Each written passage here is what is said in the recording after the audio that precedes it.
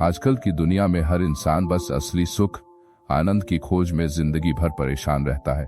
चाहे उसके पास दुनिया का कोई भी सुख क्यों ना हो, फिर भी उसे उस सुख से बड़ी समस्याएं लगती है और उन्हीं समस्याओं के कारण वो अपने जीवन के सुख को नहीं पहचान पाता और खुद को हमेशा दुखी ही पाता है। अपने लिए वो दुख का कारण स्वयं बनता है, क्योंकि सुख में भी उसे दुख ढूंढने की आदत हो जाती है, जबकि जीवन का असली सुख उसके पास होता है, जिसको वह जानकर भी अनजान ही रहता है। आज हम सुनेंगे ऐसी ही एक कहानी जो हमें असली सुख का ज्ञान देती है। एक किसान अपने गांव की परेशानियों से बहुत दुखी था। किसी ने उसे अपने दुखों के निवारण के लिए बुद्ध की शरण में जाने को कहा, जो कुछ दिनों के लिए यहाँ से कुछ दूर एक गांव में आए हैं। वह निश्चय ही तुम्हारे सब दुखों का निवारण करेगा। यह सुनकर किसान बड़ी इच्छा से बुद्ध की शरण में गया, ये सोचकर कि बुद्ध उसे उसकी समस्याओं, मानसिक पीड़ा, तनाव और दुखों से मुक्ति दिलाएंगे। वह बुद्ध के पास पहुंचा। उसने बुद्ध से कहा कि हे बुद्ध, मैं एक किसान हूं, मुझे खेती करना पसंद है, लेकिन बारिश कभी भी पर्याप्त नहीं होती, फसलें बर्बाद हो जाती हैं। पिछले साल मेरे पास खाने के लिए कुछ नहीं था और इस साल भी अत्यधिक बारिश के कारण फसल को बहुत नुकसान हुआ। मेरे पास खाने के लिए पर्याप्त भोजन नहीं है। किसान ने कहा, मैं शादीशुदा हूँ, मेरी पत्नी मेरा ख्याल रखती है, मैं उससे प्यार करता हूँ, लेकिन कभी कभी वह मुझे बहुत परेशान करती है और घर में बहुत क्लेश हो जाता है, जिससे मुझे लगता है कि अच्छा होता अगर वह मेरी जिंदगी में नहीं आती। मेरे 2 बच्चे भी हैं, कभी कभी मेरे बच्चे भी मेरा अनादर और अवज्ञा करते हैं, मेरे निर्देशों का पालन नहीं करते।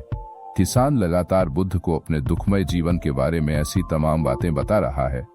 बुद्ध उस दुखी किसान की समस्या को ध्यान से सुनते रहे। अपनी जिंदगी की सारी परेशानियां बताने के बाद जब उन्हें राहत महसूस हुई तो वह चुप हो गए। अब उसके पास बताने के लिए कोई और समस्या नहीं बची थी। अब वह चुपचाप बैठकर बुद्ध की ओर देख रहा था और अपनी समस्या का समाधान पाने के लिए बुद्ध के उत्तर की प्रतीक्षा कर रहा था। लेकिन बुद्ध चुप थे। किसान ने फिर कहा, हे बुद्ध, मैं आपकी शरण में आया हूँ, कृपया मेरे जीवन की इन समस्याओं का समाधान करें। बुद्ध ने कहा, मैं तुम्हारी कोई मदद नहीं कर सकता। किसान आश्चर्यचकित होकर बोला, अरे, यह आप क्या कह रहे हैं? सब कहते हैं कि आप सबके दुख दूर कर देते हैं, तो क्या तुम मेरी समस्याएं हल नहीं करोगे? इसलिए कि मैं एक गरीब किसान हूं, बुद्ध ने कहा। मुश्किलें हर किसी के जीवन में आती हैं। जीवन में दुख और परेशानियां आना स्वाभाविक है। व्यक्ति के जीवन में अक्सर उसके कर्मों के अनुसार परिस्थितियां बदलती रहती हैं, जिससे सुख, दुख, निराशा और क्रोध आता है। नए रिश्तों का बनना, पुराने रिश्तों का बिगड़ना, रिश्तों में मिठास और कड़वाहट, ये सब सामान्य है। यह जीवन का हिस्सा है और यह जीवन का चक्र है। हकीकत तो यह है कि हम सभी के जीवन में 83 प्रकार की कठिनाइयां हैं। इन कठिनाइयों का समाधान आप और मैं नहीं कर सकते, कोई नहीं कर सकता। जिंदगी और जिंदगी में बनने वाले रिश्ते स्थिर नहीं होते। एक दिन रिश्तेदार भी चले जाएंगे और जिंदगी भी खत्म हो जाएगी, लेकिन ये समस्याएं वैसे ही रहेंगी जैसे आज आपकी जिंदगी में हैं और कल किसी और की जिंदगी में होंगी।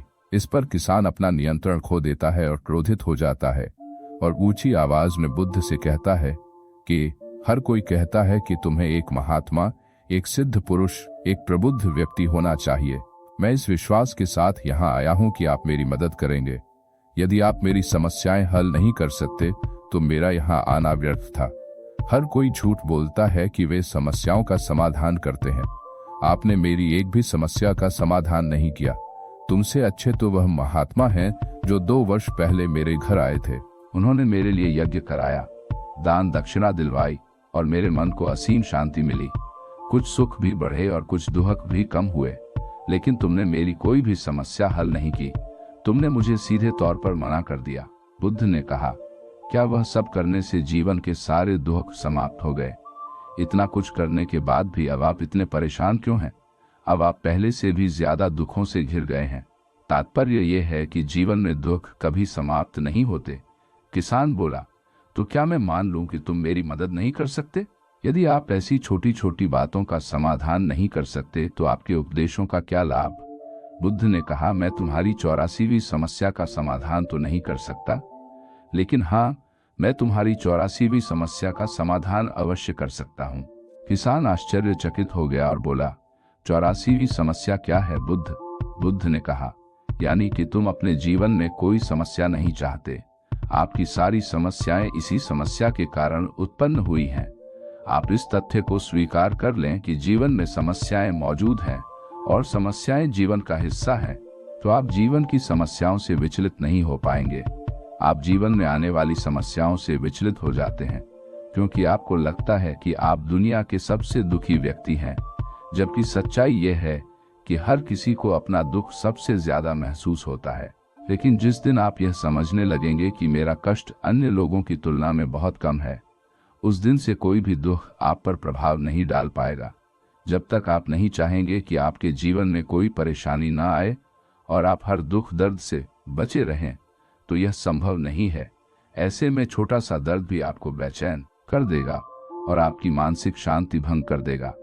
अगर आपके जीवन से परेशानियां पूरी तरह से दूर हो जाएं, आपको हर दिन हर पल बिना दुख और कठिनाइयों के जीवन जीने को मिलेगा, तो आप ज्यादा दिन तक ऐसे नहीं जी पाएंगे।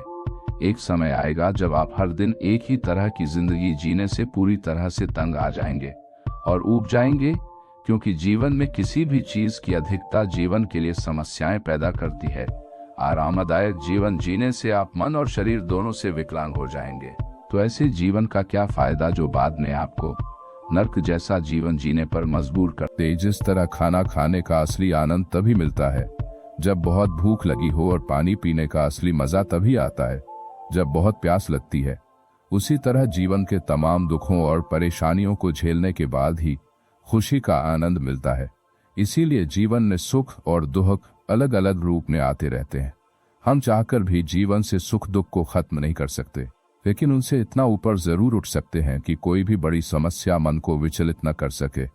इसके लिए अपने मन को शक्तिशाली बनाएं, धैर्य रखें, प्रतिदिन आध्यात्म का ध्यान करें, ज्ञान बढ़ाओ। यह आपके जीवन की सभी समस्याओं का समाधान है। इसे जीवन की चतुर्मुखी समस्या का समाधान कहा जाता है। महात्मा बुद्ध का यह अद्भुत ज्ञान पाकर किसान संतुष्ट हो गया। मन में जो समस्याएं परेशान कर रही थीं, उनके प्रति जिज्ञासा शांत हो गई। किसान ने अपनी आंखें बंद कर लीं और आनंद का अनुभव करने लगा। किसान को समझ आ गया कि वह अब तक क्या गलती कर रहा था और वह बुद्ध के चरणों में गिर गया। तो दोस्तों, मुझे उम्मीद है कि महात्मा बुद्ध की इस कहानी के माध्यम से आपके जीवन की कई समस्याओं का समाधान मिल गया होगा।